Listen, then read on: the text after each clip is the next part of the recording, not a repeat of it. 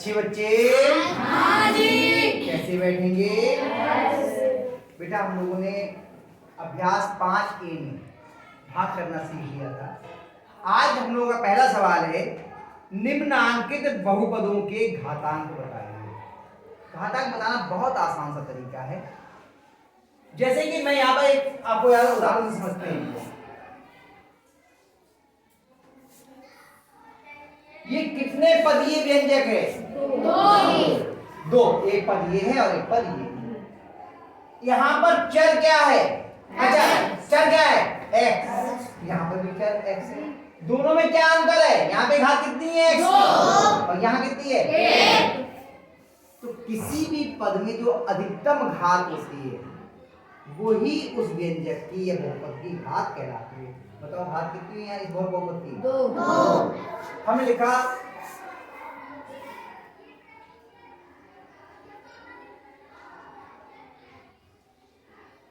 अब इसमें कितने पद हैं? 3। सबसे ज्यादा घात कौन से वाले पद की है? 3। कितनी घात है? 3। तो इसकी घात कितनी होगी इस पद की? 2। 3 घात कितनी हो गई? 3। इस वाले पद की घात कितनी हुई? कितनी हुई? घात पूछोगे, घात बताओ सबसे ज्यादा घात कितनी है इसमें? तो कितनी हुई इसकी घात? अब हम एक और लिखते हैं।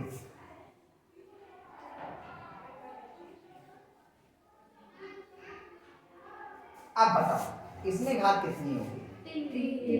3। जो ये दो चर है ना इसमें, इनकी घातों को जोड़ लो। 5। यहाँ पे इस वाले पद की घात 5 है, इस वाले पद की घात 2 है, तो घात कितनी होगी इसकी? 5। बस इतना सा सवाल। आगे समझ में? तो किसी भी आप बहुपद की घात, अब हमने कहा 7, बताओ इसमें बहुपद की घात कितनी है? 1। नहीं, यहाँ पे कोई भी चर होगा उसकी घात कितनी है? 0। तभी तो 1 होकर खत्म हुआ वो। घात कितनी हुई इसकी? 0। इसकी घात कितनी है? 0। अगर लिखा होता 7m, इसमें घात 1 होती तो यहाँ पे m की घात 1 है। आ रही बात समझ में? ये 1 घात का, ये 0 घात का, ये 5 घात का, ये 5 घात का, ये 3 घात का, ये 2 घात का। समझ में आ गया? अब पहले सवाल पे हम लोग आगे आप आसानी से मिटा देंगे। जब हम लोगों को अवधारणा स्पष्ट हो जाती है तब सवाल करने आसान हो जाते हैं, अन्यथा सवाल बहुत कठिन लगते हैं कि अरे कैसे होगा पता नहीं। अब देखो पहला सवाल है क, पहले का क, घात बतानी है। 2x पे घात 3 धन 5x पे घात 2 माइनस 7। बताओ घात किसकी? 3। कितना वो घातांक किसका? बस लिख देंगे घातांक 3। बस हो गया, इतना सा सवाल था। दूसरा 4x पे घात 2 ऋण 5x धन 2 धन 3x पे घात 4। बताओ घातांक कितना होगा? हेलो लोग का सवाल 7। बताओ घातांक कितना है? घातांक लोग घा देखो। अब घा नहीं बता रहा हूं, 6 बताओ। 6 वाला करवाता हूं सीधे, जैसे बता दो। 20x पे घात 3 धन 12x पे घात 2y पे घात 2 ऋण 10y पे घात 2 धन 20। बताओ इसका घातांक कितना है? 4 या 3? 4। पक्का? आगे समझ में? जी। बहुत कठिन था? नहीं, बहुत सरल होते हैं सवाल उन बच्चों के लिए जो क्लास में बैठ करके सुनते हैं, और अगर सुनोगे नहीं समझोगे नहीं तो बहुत कठिन। एक से भी सवाल नहीं हल होता, और जब बैठ गए सुन लिया समझ लिया तो एक ही बार में आ गए। हो गया नहीं? चलिए पहले के शेष आप कर लेना, दूसरे पे शुरू करें।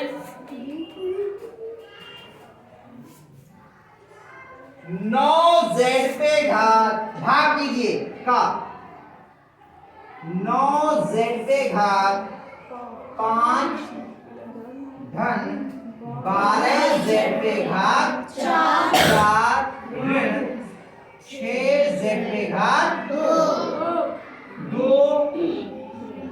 में 3 z पे घात 2 से, यानी कि इसको इससे भाग करना है। बहुत आसान सा तरीका है, करते हैं।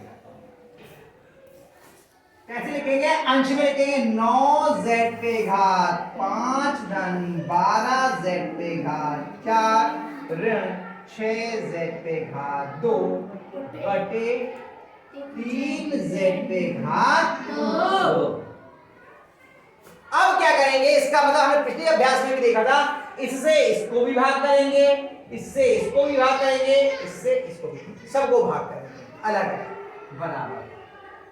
9z पे घात 5 बटे 3z पे घात 2, ये वाले चिन्ह लगाते हैं, धन 12z पे घात 4 बटे 3z पे घात 2 ऋण 6z पे घात 2 बटे 3z पे घात 2। अब देखिए, पहले चिन्हों का, फिर अंकों का, फिर बीजों का। तो चिन्ह तो दोनों धनात्मक है, प्लस का जाएगा 3 तिया 3 और z पे घात 5 में से 2 गई, कितनी बची? 3। ये चिन्हों का सब हो चुका है, चिन्ह ये लग जाएगा प्लस 3 से भाग के कितने आए? 4। z पे घात 4 में से 2 गए, कितना बचा? 2 ऋण 3 दूनी 6 और z पे घात 2 में से 2 गए, कितना बचा? 0 और z पे घात 0 हो गई, तो इसका मान कितना हो गया? 1 की 2 से गुणा करेंगे, हो जाएगा। आगे समझ में? पक्का? ये सवाल आपका हल हो गया। इसके अगला जो सवाल है दूसरे का ख, ये सवाल आपका महत्वपूर्ण है, इसको समझने में समय लगता है। मैं एक सवाल आपको ये करवा रहा हूं और भी करवाऊंगा।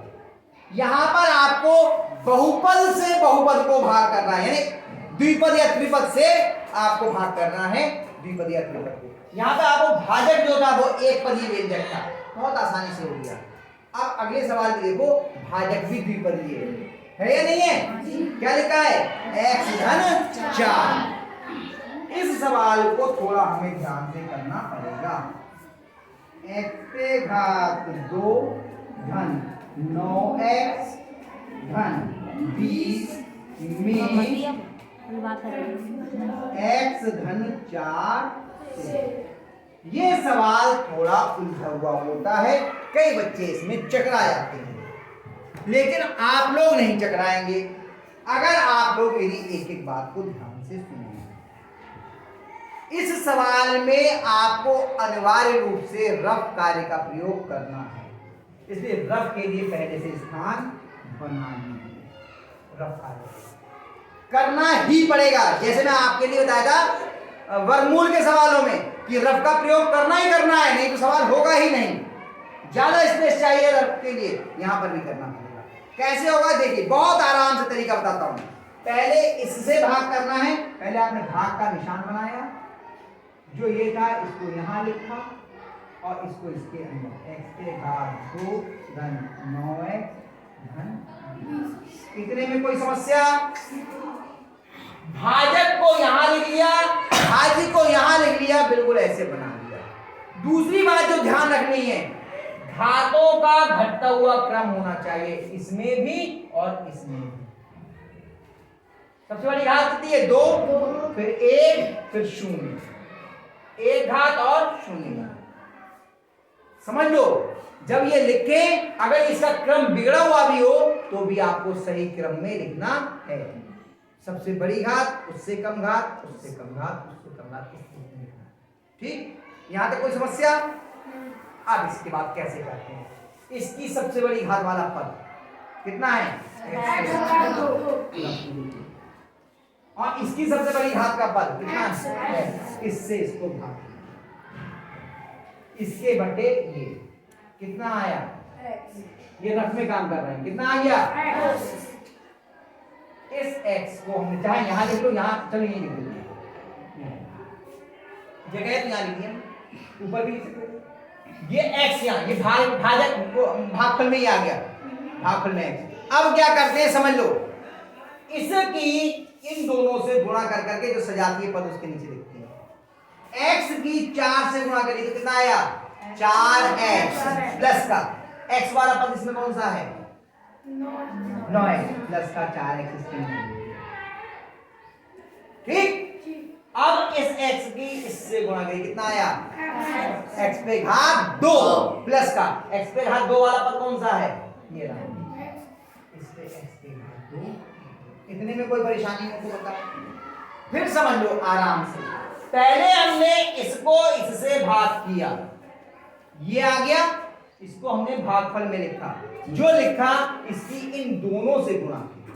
पहले इससे गुणा करी 4x आया, ये लिख दिया, इससे गुणा करी x पे चिन्ह सहित लिखा, फिर हमने नीचे डंडा खींच दिया पूरा। ध्यान रखना डंडा यहां से लेके आखिर तक खींचा है।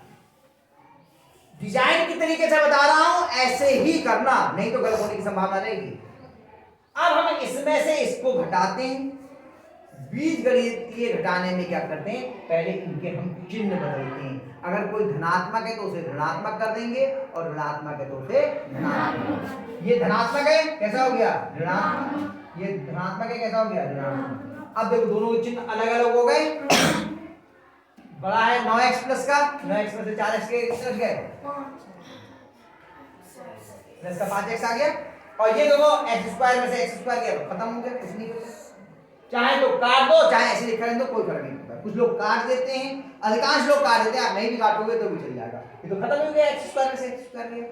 ठीक, अब बाकी जितने भी पद बचे हैं वो सब उतार लेते हैं। यहाँ पे केवल एक ही बचा है, अगर बड़ा सवाल होता तो कई बचे होते। प्लस का 20 है, इस प्लस के 20 को ऐसे का ऐसे इसके आगे उतार दिया।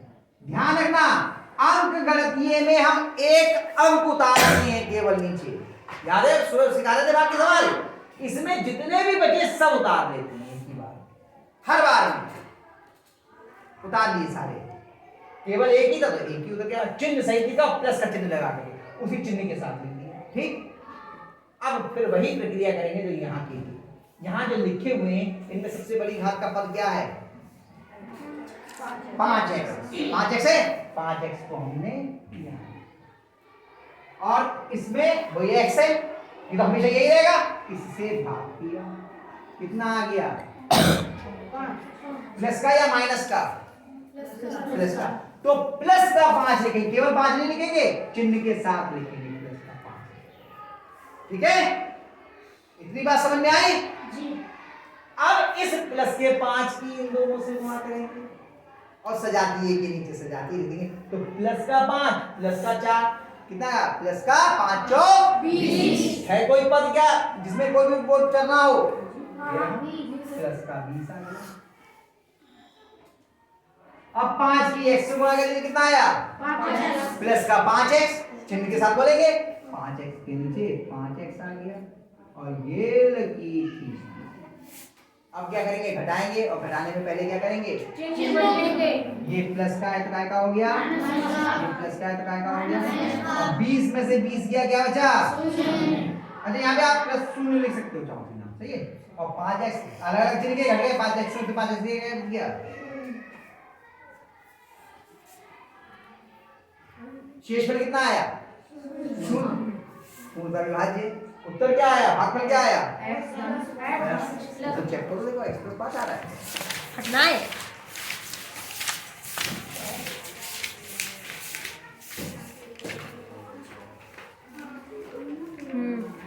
आया समझ में। ये सवाल अभी आपको कुछ बच्चों को सरल लगा होगा, कुछ लोगों को उलझा हुआ लगा होगा। मैं ये नहीं कह रहा कि एक बार में आसान हो गया होगा, अभी आप इसको अपने आप भी करने का प्रयास करिए, अन्य सवाल और कराऊंगा एक तो और अच्छे से समझ में आ जाएगा। ये सवाल बच्चे उलझते हैं, इसमें थोड़ा सा फिर कह दिया, समझ में आ गया, कहीं कोई दिक्कत हो तो बता दो मुझे। क्या किया, थोड़ा जल्दी जल्दी बता देते हैं। घातों के घटते हुए क्रम में लिखा, इसको लिखा बड़ी घात के लिए इसकी बड़ी घात से भाग किया, जो आया उसको यहाँ लिखा, इसकी इन दोनों से गुणा करी, सजातीय के नीचे सजातीय लिखे, फिर चिन्ह बदल के घटा दिए। घटाने के बाद अगले जितने भी बचे हैं सब उतार लिए, फिर वही किया, सबसे बड़ी घात को सबसे बड़ी घात से भाग किया, 5 आ गया, चिन्ह के साथ यहाँ लिखा, अगर माइनस का तो माइनस का 5 लिखते, प्लस का है तो प्लस का लिख दिया, 5 की फिर इन दोनों से गुणा करी, सजातीय के नीचे सजातीय लिख के चिन्ह बदल के घटा दिया, जो आ गया वो शेषफल हो गया, ये हो गया भागफल, ये भाजक और ये भाज्य। हो गया, समझ आ गया? पक्का? तो लो इसके लिए और करने का प्रयास करो।